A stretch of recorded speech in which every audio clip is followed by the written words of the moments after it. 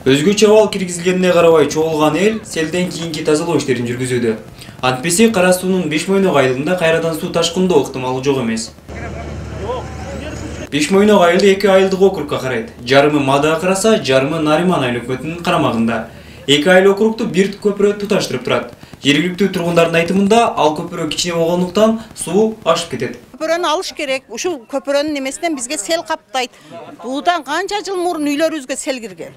Ал элиндиктер наракка жылбайт, жолдорун оңдобойт, толке бизге сел бизге келип атат да. Биздин айыл өкмөт битти өзү сүйлөгөн менен берге алы жетпейт. Элиндиктер кошо чыгып оңдошун. Болбосо ушу жер. Ошону эми келип карасын. Азыр ошол көпүрөнүн айынан силерге келип атат. Ооба, ошо көпүрөнү неме болгон үчүн келип атат. Биз түнкү саат 4гө чейин уктаган жокпуз. Селдин баары ушу бизди каптап турат. Кокус бир бала болуп балдарыбызды алып кеткен болсо, булар жооп бербейт да бизге.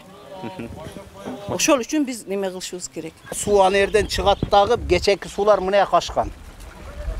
Туурабы? Анан эми айылды каптап кетет. Ошон үчүн ана көпүрөнү оңдотуп алайлы. Азыр ушундай айыл өкмөт не деп атат экен? Кылабыз деп атат айыл өкмөт. Азыр кылабыз дейт азыр.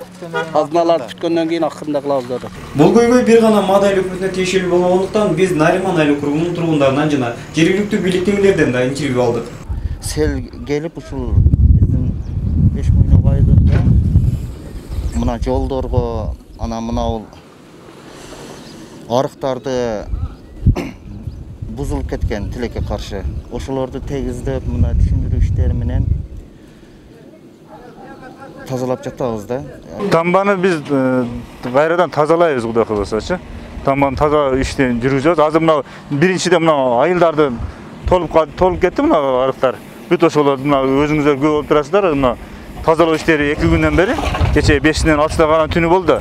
Ошо эртең менен келгенбиз, саат 7-де ушул жерге келгенбиз. Ошондон бери мына тазалоо иштери ушу селдин алдын алуу иштери жүргүзүп жатабыз.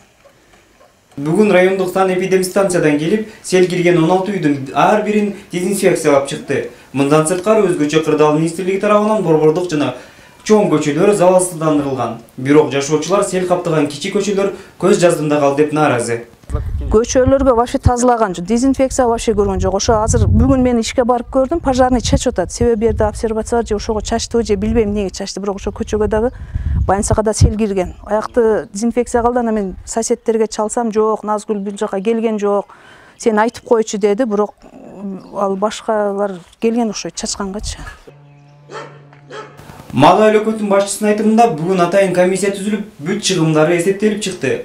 Селден жабыркагандарга гуманитардык жардам да болот деп бодолуп жатат. Ал эми селди алдын алуу боюнча жергиликтүү бюджеттен акча бөлүнүп, арыктар кеңейтилүүдө. Өзүңөр көрүп тургандай, ушул көпүрөдөн жогору жагынан ылдый жагы ушу Мада айыл өкмөтүнүн территориясы. Жогору жагы Нариман айыл өкмөтүнүн территориясы болот. Кечээ күнү ушу ылдыйдагы айылдарды сел каптаганда ушул арыктардан барып, арыктан ашып, анан бул жердеги үйлөргө өткөн, үйлөрдөн сырткары эгин талааларын басканда, ошондуктан азыр атайын техника алып келип каздырып атабыз. Буга чейин кээ бир элдер арыктардын иштерине тал теректерди эгип алган да. Эртең менен келип анан түшүндүрүү иштерин жүргүзүп элдерге аны албасак болбойт, арыкты тазалаганга мүмкүнчүлүк жок деп туруп, тал теректерди туура келген, мыйзамсыз эгилген тал теректерди алдырып, азыр ушул арыкты тазалатып атабыз. Эскерте кетсек, бул айылдарга 2008-жылы жана 2012-жылдары катуу сел келип, бир канча үйдү суу каптаган. Мада айыл өкмөтүнүн билдириши боюнча, Кыргызчек жана Бешмойнок айылдары сел жүрүү ыктымалы бар деген негизде өзгөчө Кырдаалдар министрлигинин каттоосунда турат. Бакай Калматов, Нургазы Жалалдинов, ТМЖ жаңылыктары.